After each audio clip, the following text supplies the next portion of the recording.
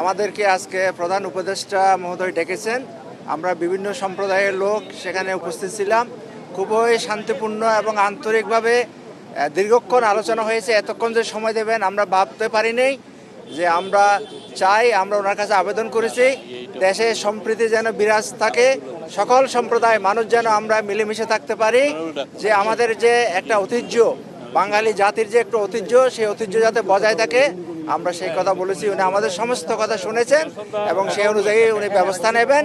আমরাও সেই কামনা করি। আমরা বাংলাদেশে ভালো আছি, আমাদের কোনো সমস্যা নাই। আমরা বলেছি যেখানে যেখানে সমস্যা ছিল আমরা সেটা উল্লেখ করেছি, ওনাকে জানিয়েছি। কোন মিডিয়া কোথায় কি অপপ্রচার করতেছে এটা ওই দেশের বিষয়, এটা আমাদের বিষয় না। আমরা কি প্রচার করতেছি এটা হচ্ছে বড় বিষয়।